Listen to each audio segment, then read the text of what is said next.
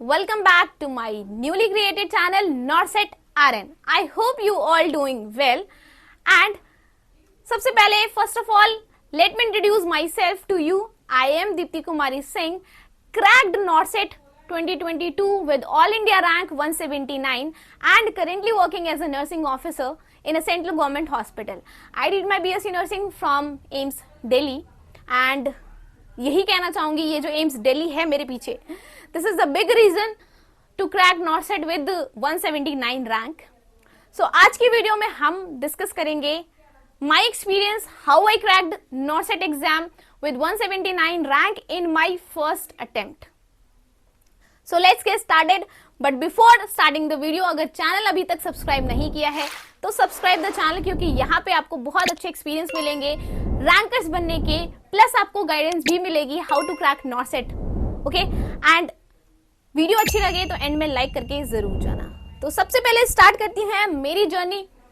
तो मैंने जैसा आपको बताया है, मैंने अपना जो बीएससी नर्सिंग किया था वो किया है एम्स दिल्ली से. I completed my BSc nursing in July 2022 and उसके जस्ट 1 मंथ बाद सितंबर 11 को हमारा एंट्रेंस एग्जाम था नॉर्सेट को लेके.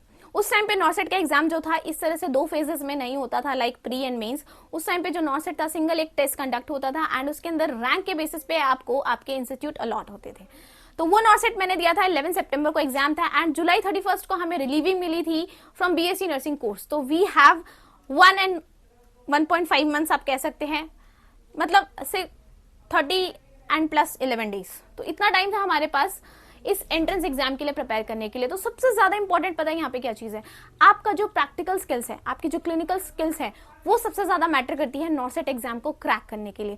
अगर आपने एंटायर 4 इयर्स में जो आपकी पूरी कंप्लीट स्टडी का टाइम पीरियड था, first year, second year, third year, fourth year, वहां पे अगर आपने अच्छे से अपने सारे डेमोन्स्ट्रेशन, अपने सारे प्रोसीजर्स अगर बिल्कुल अच्छे से आपको प्रैक्टिकली आपने सारा किया हुआ है, तो आप इस एंट्रेंस एग्जाम पे बहुत अच्छा स्कोर कर सकते हैं. ये अभी नॉर्सेट 7 के लिए भी मैं सेम चीज कहूंगी. अगर आपका प्रैक्टिकल स्किल्स अच्छा है तो आप डेफिनेटली इस एग्जाम को क्रैक कर सकते हो. अगर आपका फर्स्ट अटेम्प्ट है तो भी आप इस एग्जाम को क्रैक कर सकते हो.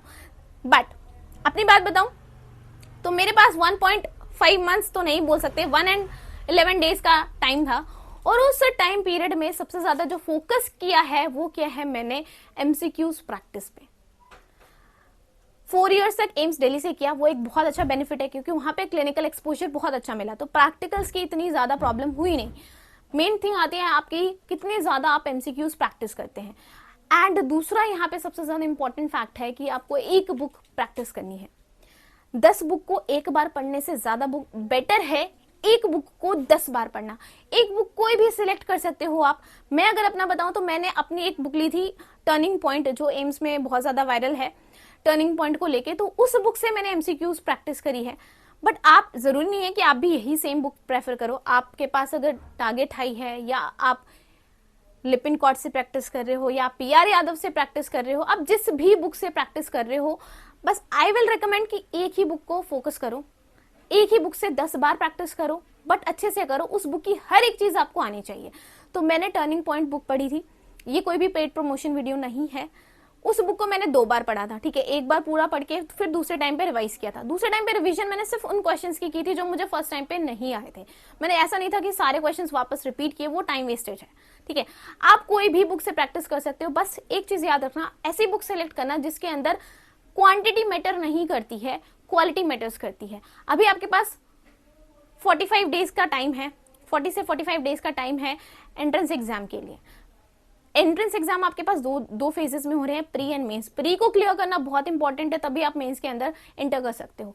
तो ट्राई करो कि आप प्री को किस तरह से क्वालिफाई कर सकते हो. आपके अंदर जो क्वेश्चंस आएंगे वो वही क्वेश्चंस आएंगे जो तुमने पूरे 4 साल पढ़े हैं, जो पूरे 4 साल तुमने अपने वार्ड या क्लिनिकल एक्सपीरियंस में जो भी चीजें देखी है, वही सारी चीजें आएंगी आपके इस बार एंट्रेंस एग्जाम. तो बुक के बाद यहाँ पे थर्ड चीज आती है आपका टाइम शेड्यूल. मैं ये नहीं कह रही कि आप 12 घंटे पढ़ो, 14 घंटे पढ़ो, बट जितने भी घंटे तुम पढ़ रहे हो ना, वो तुम्हारा इफेक्टिव होना चाहिए.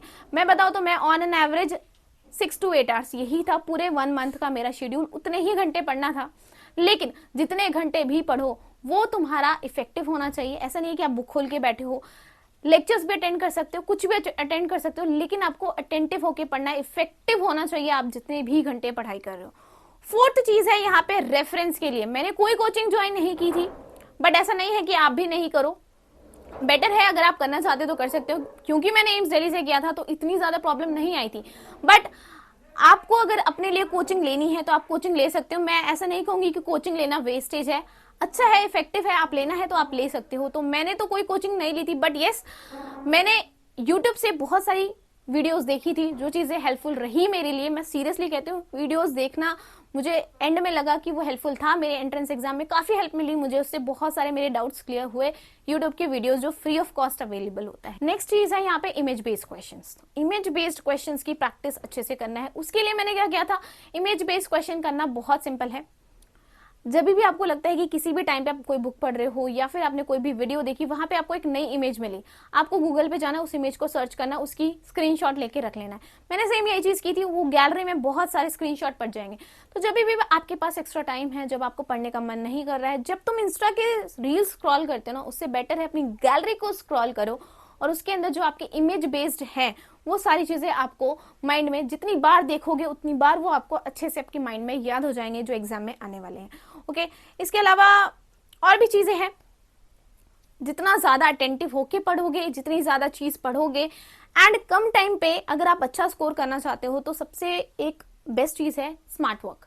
हार्ड वर्क से ज्यादा इंपॉर्टेंट है स्मार्ट वर्क। पूरे 4 साल में तुमने जो किया वो हार्ड वर्क में आ सकता है, लेकिन अभी एंड टाइम पे जो चीजें तुम्हें करनी है वो है स्मार्ट वर्क। और स्मार्ट वर्क के लिए तुम्हें वो क्वेश्चंस की प्रैक्टिस करनी होती है जो आपके एंट्रेंस एग्जाम में आए। तो try to figure out previous year questions. तो जितने आपको प्रीवियस ईयर क्वेश्चंस मिल जाए, आई नो कि ये मेमोरी बेस्ड क्वेश्चंस है तो मिलना मुश्किल होता है, बट फिर भी बहुत सारी जगह से अगर आप सर्च करो तो आपको प्रीवियस ईयर क्वेश्चंस मिल जाते हैं और वहां से आप क्वेश्चंस की प्रैक्टिस करोगे तो डेफिनेटली आपको अच्छा रिजल्ट मिलेगा। So this is all about my experience, मैंने क्या क्या चीजें की हैं, बट इट डजंट मीन कि तुम भी वो चीजें फॉलो करो। तुम्हें अपना जो भी जैसे लगता है, जैसे पढ़ना चाहिए, जो बुक फॉलो करनी है, क्या टाइम शेड्यूल रखना है, कौन सी कोचिंग ज्वाइन करनी है या नहीं करनी, ये सारा तुम पे है। All the best.